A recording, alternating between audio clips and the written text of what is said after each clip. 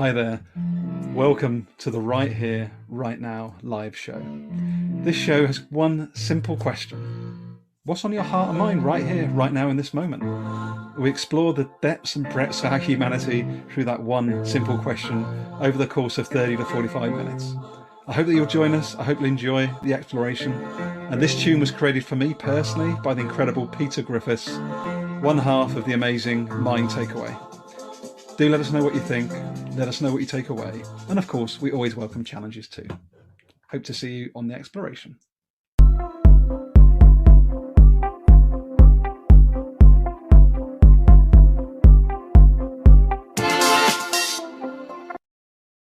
Hello, LinkedIn. Hello, those on YouTube. And most importantly, hello to my guest, Jared Karol. How are you doing today? Gary, great to be here. I'm doing really well. It's early, but actually it's not that early for me. But it's early for a lot of people in my time zone. So, but feeling really good. Thank you for having me.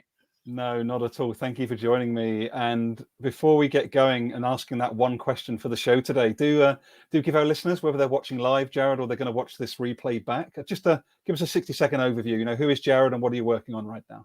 Yeah, great. So Jared Karol, calling in he, him pronouns, calling in from Oakland, California, across the bay, from San Francisco, for those not familiar with the Bay Area geography.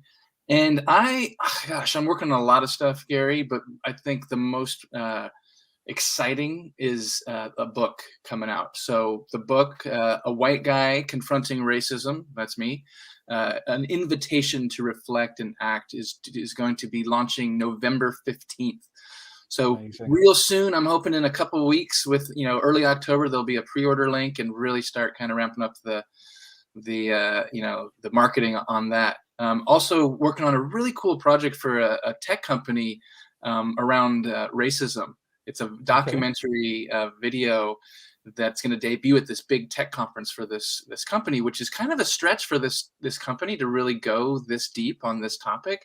But I'm really leading those conversations, interviewing a lot of cool people.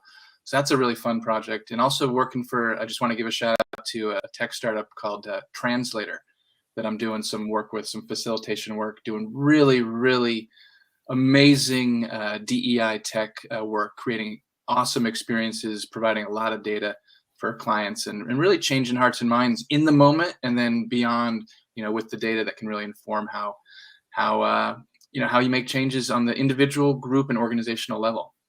So a lot of good stuff. Wow. I don't use this word often, but I do feel blessed. I feel grateful to have so much good work that's so much in alignment with who I am and what I believe in. Well, for what it's worth, my whole head is just literally vibrating with you as you describe that, because I can feel how integrated you are in everything you're doing, Jared. So I just want to say that's amazing. Like, I feel integrated. Hashtag jealous, just saying. But anyway, we'll come back to you. So for everyone that's watching us now, check out jaredkarol.com. The book's on there to be pre-ordered, or at least to be made aware of, and all of Jared's great work. Just also want to just say thanks very much to Elise, who's joining us from South Africa, saying hello to you, Jared, and also to myself. Hi, Elise. Welcome. And we've also got LinkedIn. Oh, I don't like it when LinkedIn does this to me. I've got to go and jump on LinkedIn now. I'm very sorry I cannot reference you properly, LinkedIn anonymous user, but thank you very much for joining us as well. I'm going to go and find you in a minute when Jared lets us know a bit more about, and let's get to that. What is on your heart and mind? You've told us a lot about what you're doing, but right now in this moment, what's on your heart and mind, Jared? What's on my heart are my kids. I have 12-year-old twins, and they are in 7th grade. For anyone who has kids, especially if they're in or have been in 7th grade, you know that it's a year. Let's just say that in childhood development. They're doing great. Their picture day is today, so they're kind of deciding what to wear. But I'm really enjoying watching them grow, watching them learn. They're super unique, and we can talk more about the specifics. But that's what's in the midst of all these great opportunities with work and professional life and career and everything, which are great. Sometimes you can forget, like, that's actually why we do the work. So it's, they're starting to get that age where they don't really want to hang out with me too much, but uh, but they're good kids, so I really that's what's on my mind. I try to bring them to the front of my mind as much as possible. That's really beautiful. And I just want to just quickly acknowledge, just as you've been speaking, it's Sharon. Thank you, Sharon Habib, for joining us. She I just want to chat. Just want to make. I don't know actually on pronouns for Sharon, so I'll just use they. So they shared. Good afternoon, Gary and Jared. Just want to make sure we acknowledge Sharon. Thanks very much for joining us today. Yeah. So what I'm really intrigued by, beautiful, beautiful sentiment. I can feel how much that means to you about your kids. Mm-hmm. What I'm really intrigued in, the work you're doing as Jared, really important anti-racist work, and you've got these young kids. Like, that's a really interesting. How do you find it as Jared, sort of embodying your work with them as well? I'm really curious about what some of those lessons for you and for them might be as you go on your own journey. And how does that interplay or maybe impact how you teach them or how you learn from them even? Yeah, great question. Something I think about a lot, because I think anyone doing this kind of work, and when I say this kind of work, social justice, anti-racism, where you're coaching, you're teaching, you're out in the community trying to educate and make an impact and change minds. Sometimes that focus can be, you can almost like forget to do it with your family, with the people, so when you're doing empathy work, when you're doing, I do a lot of like holding space and really, and then, sometimes the family will say, oh, you're doing all this empathy work. Like, what about us? Like, and so it's kind of like you hurt the ones you love the most almost type thing. So there's that element of it. The other thing, they're two white kids. We live in Oakland. It's a very diverse place. We engage with and are immersed in diverse communities, friendships, families, classmates, etc. So they're around it, but still they're still white kids, right? And they still have that privilege, that whiteness, that those biases that that white people have.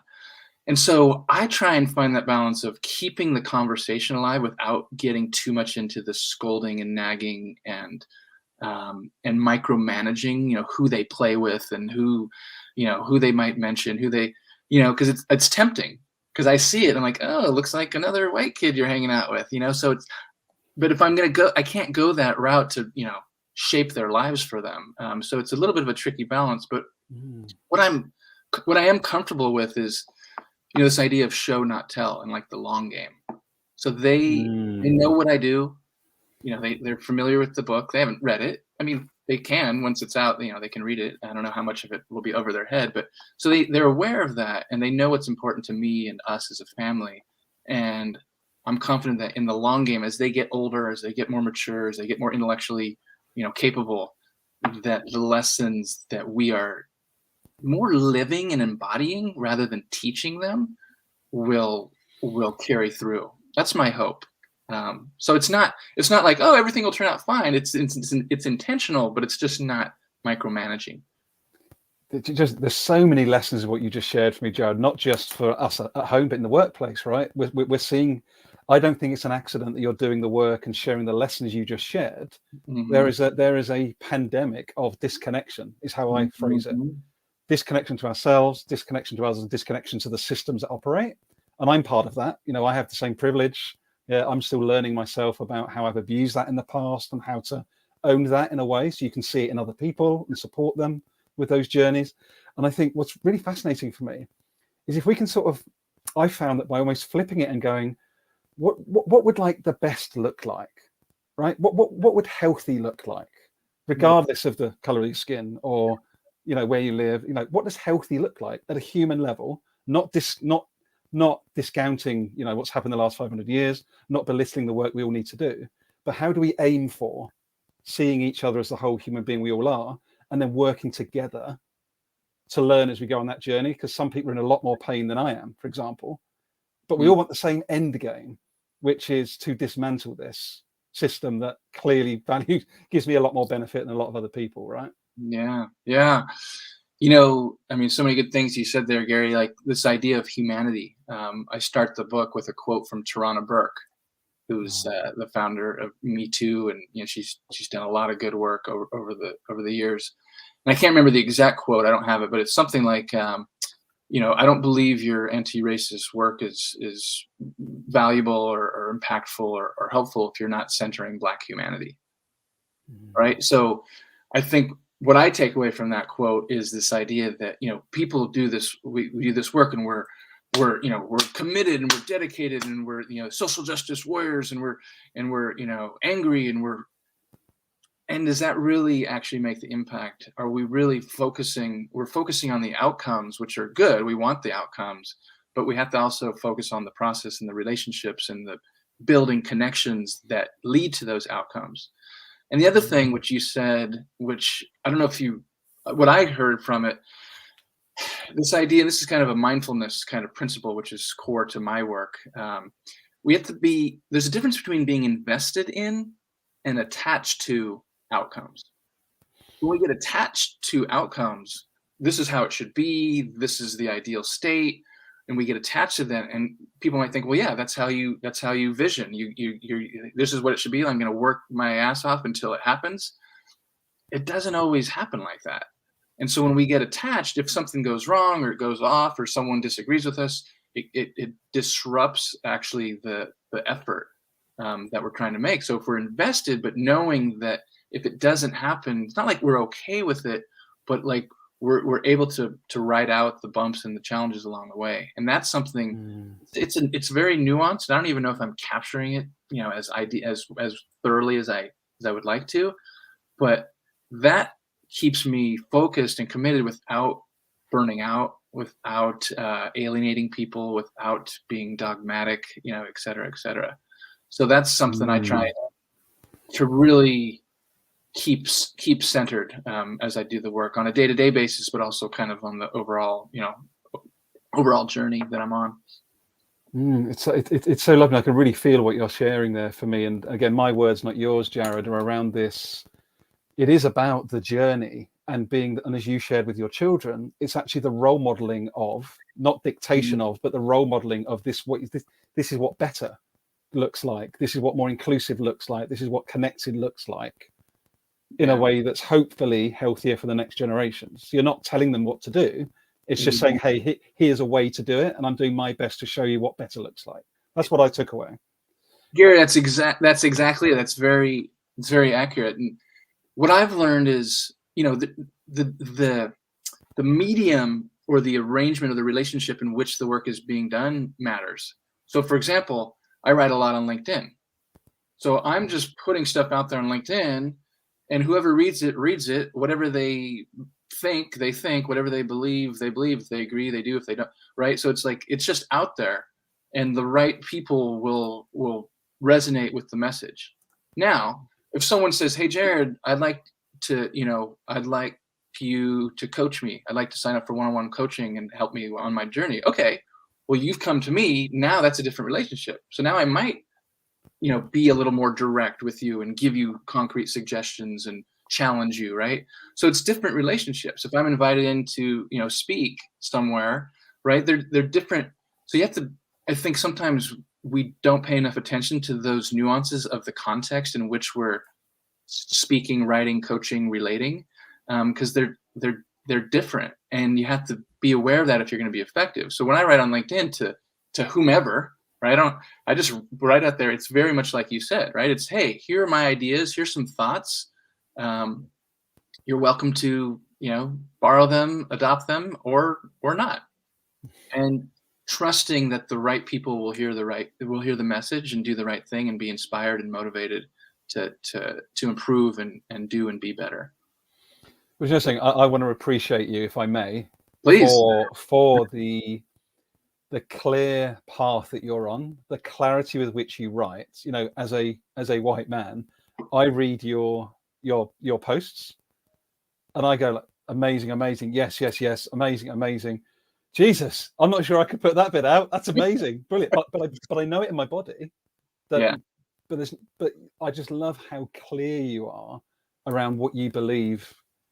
But not just what you believe. You're prepared to listen on the journey, but you just know what you feel is right in your body, and that comes through your writing. And I just wanted to appreciate you for that. I think Yeah, it's amazing. Thank you so much. I humbly receive the compliment, so thank you. And that's intentional. And it's taken years, 20 years, as a writer and as a thinker and as a delving into this work. And it's based in a couple principles. So when and I don't think I'm the first one to have principles that guide my work, whatever the work is, right? Like a lot of people do, right? And so for me, the reason I can do that with such clarity and consistency is that I know what I'm talking about, which is different from I know that I'm right about everything, right? So it's confidence, not arrogance. It's conviction, but not dogma, right? They're like these subtleties that sometimes we conflate, and they're different. And if you pay attention to them, then you can do what you just said, what I've been doing. And those principles are like the foundational principle of everything is social justice. So I do this work. I tell this kind of angle often, this story, that I wouldn't actually be here if the world was an equitable place. And people say, "Oh, tell me more about that. What does that mean?" Tell me more. I was born in 1973 because the man who would be my father was a gay man. And in 1971, he married the woman or early 72, I think, he married the woman who would be my mom, because in 1971, 72 in the United States or anywhere, you don't come out as a gay man if you don't expect to have, some issues and some pretty serious issues. Mm-hmm. So he covered, he hid that. He married a woman, had a kid. And then, a couple years later, finally he was like, you know what, I'm gay. I'm going to do my own thing. Parents got divorced, and there's more history to that. But I say that because I was born out of an inequitable context. And so when I look back all these years later and inform my work, like I understand that there's inequity all around us for all kinds of communities and people and groups that literally birthed me. And so in a way, it's kind of like that's what I was born to do, to change that, to fight that. And so the work started, with my dad and him, he told me he was gay when I was 14. It was a whole journey to accept that. And then he died of AIDS when I was 27 on September 29th, actually, of 2000. So in a couple of days will be the anniversary of his death. So when I really started doing the work when he died in 2000, it was all based on understanding things like power and equity and privilege and systemic, racism and all these things that if you commit to doing that for 20 years, I mean, you're gonna know some things, and you're gonna have pretty solid foundational principles about what's right and what you see, and being able to apply it to different contexts in all kinds of industries and organizations. So that's really foundational to me, so that I can write with clarity and confidence, because I've been doing this work for quite a while. It's really powerful. The word I want for anyone that's watching us now or watch us back live, I think it's such an important word that we don't spend enough time on, is context. Mm-hmm. So I know that you've got Madison Butler also is one of your big supporters. I saw in your book as well. So I was very grateful to have Madison and one of her partners, Reese, on my podcast previously. And the thing that absolutely blows me away, is one of the comments they shared was, do not invalidate anybody else's lived experience. Mm-hmm. And that sent shockwaves through me. Not because I don't believe I'm particularly judged, but just that thing of like, if someone else tells you something, it's because they've experienced it. Yeah, but exactly that, like hashtag believe me is maybe like a new hashtag that we're emerging today. But it's so profound, because when you think of the workplace and you think everyone's so busy being busy, Jared, and that becomes the excuse for being lazy. So like busy leads to laziness, very innocently, very accidentally. And I think context is a really critical bridge to allow us to get less busy and less lazy, personally. So true, Gary. I like how you frame that. I would use slightly different language, but I think we're arriving at the same place. You're talking about EQ, emotional intelligence, self-awareness, vulnerability, connection, curiosity, empathy, all these traits, vulnerability, right? And why do people not believe other people, especially if those other people aren't like them, if they're different race, if they're different sexual orientation, right? There are all kinds of, specific reasons, but the general reason is like, ooh, it's not familiar to me. I haven't experienced that, right? And there are all kinds of, biases and other things that come in to inform that. But really, this is why I center both the EQ side and the mindfulness side. I believe that people don't actually believe as strongly the things that they say and think and kind of, put out there that they believe strongly. So, for example, if someone says, "Hey," say a Black person says, "Hey, I was on the subway yesterday and someone moved away from me, and I'm sure it was racism. Like, why else would they have moved away from me?" So if I'm hearing that story, if I'm hearing it, if I, Jared, I'm hearing like, "Oh, wow, I'm sorry that happened to you." Like, I automatically believe you. I don't question it. But what do a lot of people do? Well, how do you know it was racism? Maybe they just were, tired of sitting in that, blah, blah, blah. Right. And so why do people do that? Like, what is that? It's kind of a rhetorical question, but like, why do people do that? Mm-hmm. And I think it's based on some sort of fear or some sort of, devil's advocate, like benefit of the doubt, like these types of things that they don't even realize are perpetuating the harm that someone has just shared something about something that happened to them that's hurtful. And then on top of it, you have someone, doubting it, challenging it, questioning it. But there's really no need to. If that person kind of thought about like, why am I challenging this? I don't actually know. But we don't do that sort of self-reflection. We dig in and we just go, oh, that you don't know. You're just playing the race card. Right? So it's these types of things that really are so unnecessary and would remove a lot of the challenges. I'm not saying it would end racism, but it would remove a lot of the challenges so we could actually have more real, authentic, meaningful, impactful conversations. It's, again, my head's just firing up again. If anyone that watches this show, like when I get great guests like Jared, I'm just like going pating, pating, pating. And it's not pating because it's like, oh, we're agreeing with each other without any desire to debate or have a difficult conversation. That's not the point. The point is what's really amazing about this show. I think you're like my 43rd or 44th guest, okay, with Tara being the first one, Jared. the three themes that keep on coming up, and it's blowing my mind every time, and I don't look for them, but it just keeps coming up intuitively. Context, connection, you can call that love, you can call it connection, you can call it empathy, whatever your word is for that, and playfulness. So how do you actually experiment? How do you actually make this? It is serious, it's important, but we can still have some fun getting to getting towards equity, getting towards being more, fair as a society. It should be fun. We don't need to be like dragging ourselves through treacle every single second, every single day to do this work. Yeah. But feel free to challenge me though. I don't want to. No. You might disagree. I don't know. I don't disagree. I don't disagree at all. You brought up Madison, and I just want to give another plug to her. I mean, she is so awesome, and I think she captures those three things, and that's one of the reasons why I wanted her to write the foreword for the book. And I reached out to her. Hey, Madison, she knew I was writing this book. Hey, you want to write the foreword? Literally within 30 seconds, she's like, yeah, great. Send me the draft. I'm like, wow. All right, that was easy. And boom, there it is. And it's everything you see in her posts. She writes very regularly with the power, the conviction, the playfulness, right? The love, right?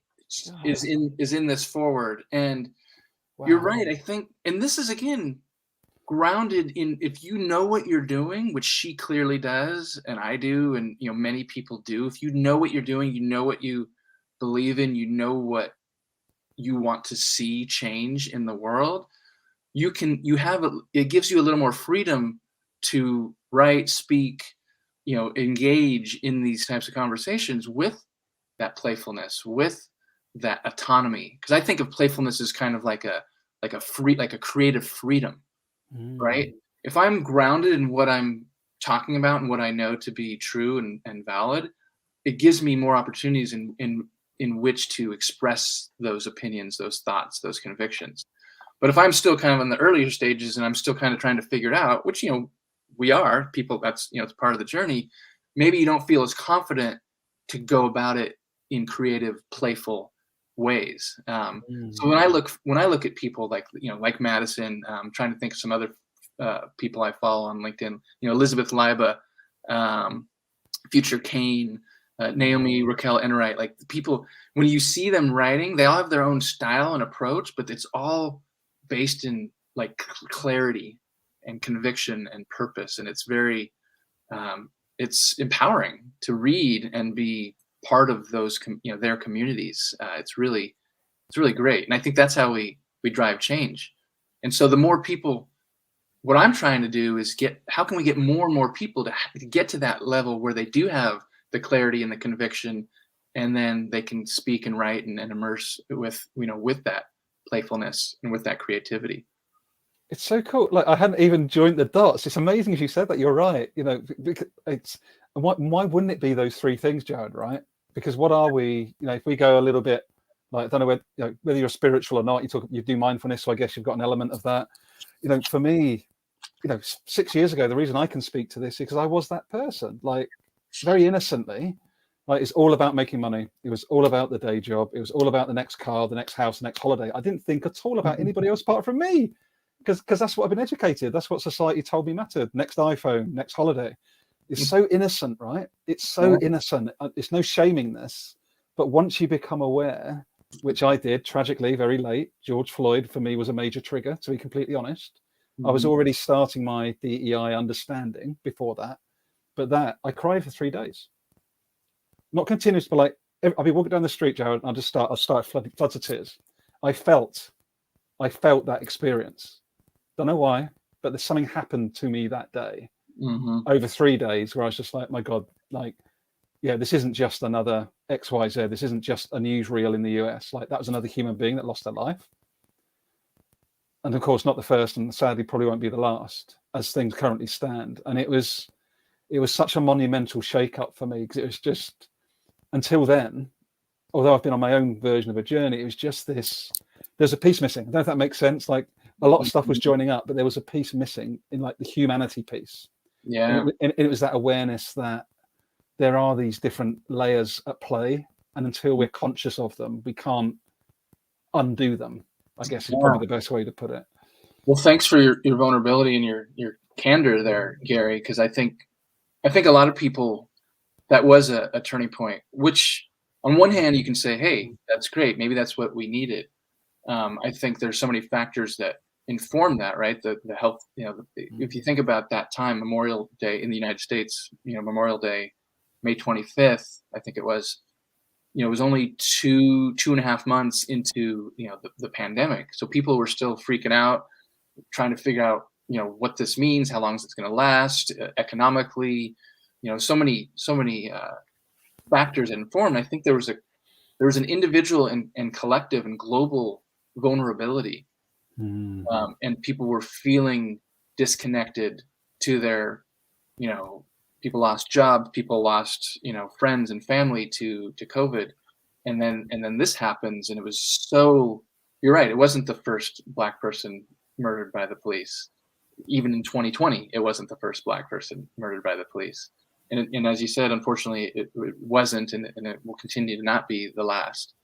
But I think there was some sort of collective awakening that, especially for white people, that like, oh my gosh, I haven't been paying attention, and I know I need to be.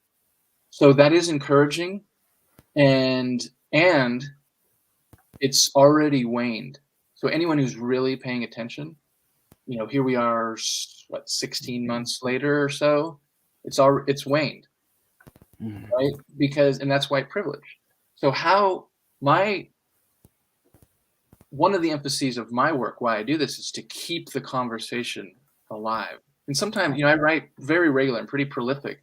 And sometimes I feel like I'm just kind of going through the motions, like, oh, I have to write another post.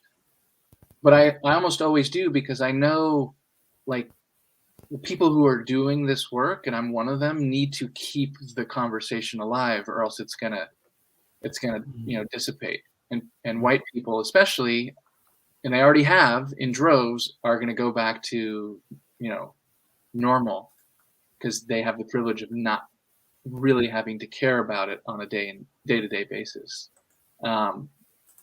So, that's one of the reasons it motivates me to do this work, is that I see it. I see it in my friends. I see it online. I see it in the news. People aren't sustaining the effort like they need to. But there are enough people who are and who want to, that I'm focused on to build that momentum. Yeah, it's lovely. Lovely. I've got a couple of comments to share, actually. So Ron's joined us via Facebook and said, you cannot control anyone's behavior. Just set an example that others can learn from. Don't talk about it, be about it. How beautiful. Very beautiful. Thank you, Ron. Yeah, I agree with that. That's stunning. And I think, what else have we got? Let me go back here. We've also had, Sharon also has got a couple of comments for us as well. It's just said, basically, the silence via the pandemic allowed many to understand the disconnect in humanity, to reawaken what really means. Absolutely beautiful. Yep. Beautiful ad. And one extra thing, sorry, I did just pop it up. Yeah, Indigenous people already have a shorter lifespan in many tribes. And this is a really important point I'd like to add, actually. I'm conscious, my God, half an hour, Jared. We need to do this again, my friend. We need to do this again. Let's do it. But I love that Ron's brought this point up. Because again, part of my big journey personally. So this one may surprise you. It may surprise others watching this. So I actually work in the chemicals industry, right? So one of the most extractive to nature, right? We're taking stuff out of the ground. We're turning it into this very technology that we're talking through, right? So this is part of the system. So like, we've got social systems, we've got work systems, we've got capitalist systems, we've got so many different layers to what's actually we're all experiencing right now. And it's back to your point about context. I think it's so critically important that every one of us, it's my invitation, and I'm on this journey, when we think about systems, you start thinking about interconnectivity of everything. Nothing is separate, not a single thing. So me having this next upgrade of an iPhone, that's not just an upgrade of an iPhone, that's potential displacement of indigenous tribes in Africa who are having their lands removed to make way for the mines. Or it might be Amazonian indigenous tribes having their forests taken away for Chevron to build the next oil. So like, this phone isn't just a phone. This laptop isn't just a laptop. It's the interconnectivity of everything. And it links very much, I think, to DEI as well, because if we're not conscious of this interplay and weaving of everything, we can't really sense in the way that you've role modeled so brilliantly today. And that's one of the final things I wanted to leave as we sort of start to wrap up. And I'd love your thoughts, adds, challenges around what I just shared, Jared, on that. No, I'm very much in alignment.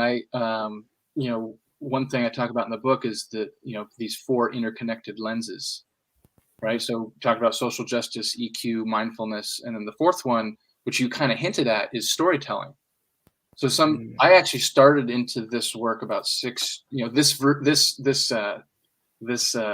part of the journey of this work about 6 years ago, when I started really being an entrepreneur as a storytelling coach. So I was helping like solopreneurs, pitching and trying to build their business, like how to tell better stories. But it started, as a writer, as a teacher, when I used to teach writing. So, I understand story structures and stuff like that. So, but as I really started thinking about it more and more, and especially related to this anti-racism work, it's all about narratives. And so what you just brought in is this narrative that people who are paying attention, like you are, and like I hope people listening to this are, you understand that an iPhone isn't just an iPhone, that this isn't just that. And it's also who's controlling those narratives. So I speak a lot about like this concept of the narrative of the privileged majority. The privileged majority could be, anyone who's in a privileged position, white folks, men, straight folks, right? Like, and all the compounding privilege that someone like me, white, straight, cis, man, able-bodied, wealth, middle class, all the things, right? Those are the people who are controlling the narrative. And how do we inspire and make space for and fight for other folks to have narratives that are heard and are believed and are at very least at the same level, and ideally actually being the main narrative. And so when we talk about storytelling, it is all interconnected. So whose stories are you reading? Who are you believing? Who are you not believing? Who are you not even aware of that exists? When you do hear a new story, what is your reaction to it? Are you like scoffing, or are you like, oh my gosh, thank you for sharing that. That's really powerful. I hadn't thought of that before. Right. So there are all these different contexts and as you said, interconnectivity between people, between ideas, between products, between businesses. It's all interconnected. So very much in alignment with how you kind of outlined that and framed it. And isn't it interesting that, and I hope we're modeling this as two cis white men, that it's okay to talk about this stuff and to be curious and to ask questions and this is probably one of my biggest lessons of the last 3 years, Jared. It's totally okay to make mistakes when you own them. Don't cover up a mistake by trying to sort of like reverse engineer. Oh, no, but what I meant was this, and you were wrong still, Jared. You know, it's just like that vulnerability piece you shared. This is scary, right? You're in California, right? That's Apple literally listening into our conversation right now. They're just down the road from me, you know. It's so funny, but I just think it's so important. And I think it comes back. I just want to share some other comments. I think they're so relevant to this. Around Sharon also shared, you know, ESG, EDI, and CSR, so interconnected. Sharon, you and I need to talk. Maybe the three of us can talk. That topic is something very close to my heart right now, and I'll come back to that. And also, Ron also shared, so many are disconnected to Mother Earth. California's fires, very close to you, Jared, this year have destroyed our natural resources. So it's, I guess in summary, my point is, how important do you feel, and again, I'd like you to expand on this before we wrap up, how important is curiosity, inquisitiveness, listening, like basically our base humanity in driving true long-lasting EDI forward? Gary, it's literally everything. Okay.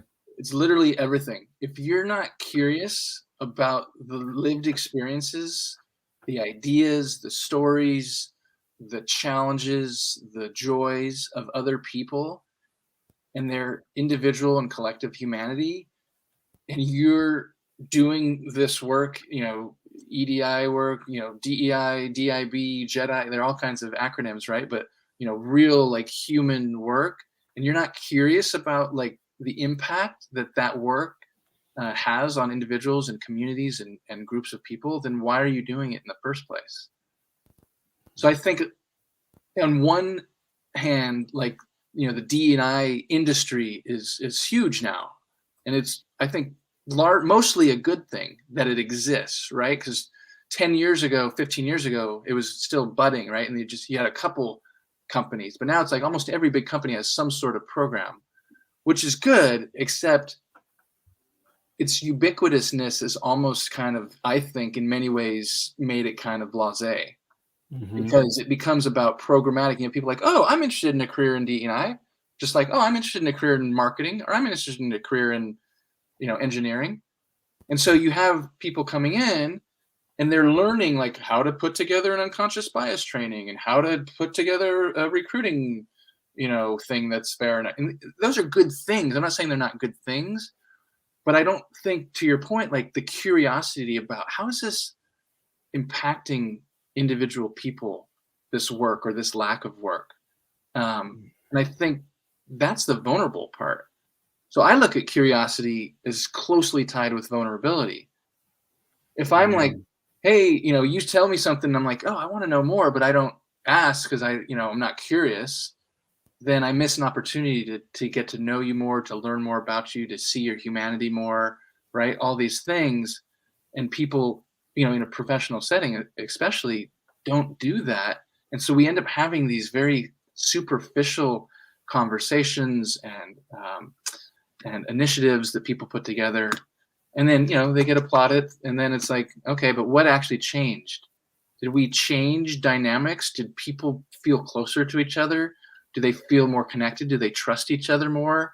Are they going to support each other, especially people in the dominant group? Are they going to support proactively people who are marginalized and decentered, right? So anyway, that was a little bit of a kind of a rantish off of your concept of curiosity, but again, I believe it's the heart of it. And that heart piece, and again, I do want to let you. I can't believe for 39 minutes. Like, I this is know. amazing. This is amazing.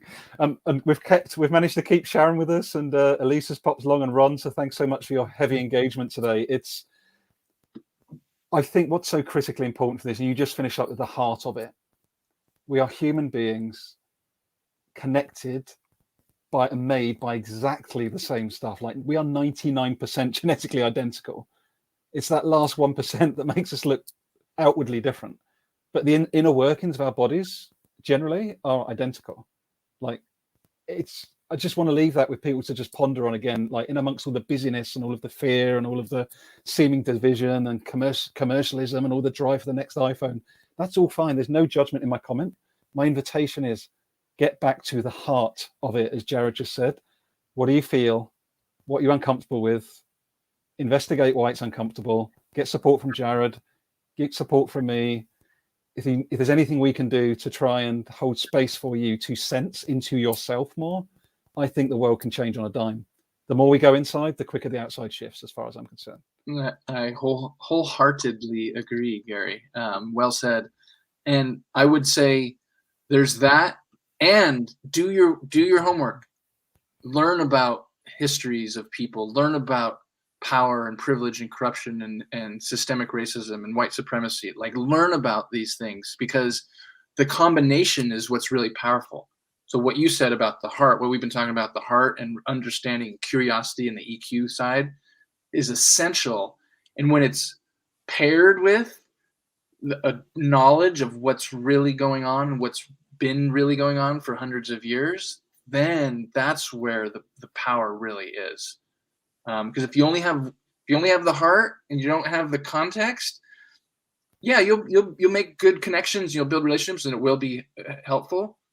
But if you don't have that piece, it's missing about really understanding what needs to change, and vice versa. If you only do the homework and you're just a bomb thrower all the time, but you don't have the heart, are you really going to make are people going to really listen to you? Is your message going to be received and heard and implemented, your ideas? So it's a both and. You need both those elements to really drive impact, affect change, and make a difference in the lives of real people who deserve integrity, dignity, and humanity, as we've been talking about. Wow. What a way to wrap up. Honestly, just stunning. Please do check out Jared's website, jaredkarol.com. Please just give the book a final plug. When's it coming out? And book launch date is November 15th. It should be a pre-order link. I'm hoping by October 1st, second week of October, there should be a pre-order link on jaredkarol.com. You can also go to, there's not much there yet, but there will be soon, a white guy confronting racism.com. That'll really, once the pre-order link in the book is out, there'll be, you can order there. There'll be a podcast that I've recorded some episodes, and I'll be recording more. That'll be up. And then, the services that I offer are speaking, coaching, and facilitating these conversations with white people. So you can find all that information at Jared Karol, JaredKarol. A lot of people spell it with a C, .com. And I'm happy to talk with anyone about this stuff at any time. That's amazing. Well, thanks for joining me. And also, if anyone's interested, check out above my head, hexochange.now.com is my website. And you wouldn't believe it, this is amazing, my 3 core non-negotiable values, Jared: playfulness, connection, and context. Integration. Like, it's not an accident that you and I are here today. How bizarre. So thanks again. I just want to say thanks to Ron for joining us. Thanks to Elise. Thanks also to Sharon as well. And anybody else watching this back, do again, check out, I guess, if you've got a subscription link, have you got an email list or something? Yeah, if you go to jaredkarol.com, there'll be a place to sign up for a newsletter. I usually communicate about once a week or so, just sending out news and updates and ideas and things for people to think about. So yeah. Amazing. And just big love again, just to reinforce for, Tara Furiani, Madam Butler, and all those other amazing people that are definitely helping me learn and be better. So yes. Love Madison and Tara and so many other people. So definitely connect with me on LinkedIn, and I'll be happy to give you suggestions for who else to connect with as well. That's wonderful. Thanks so much, Jared. I've really enjoyed this, and have a great day ahead. Take care. Thank you, Gary. You're welcome. Thanks everybody for watching. Take care.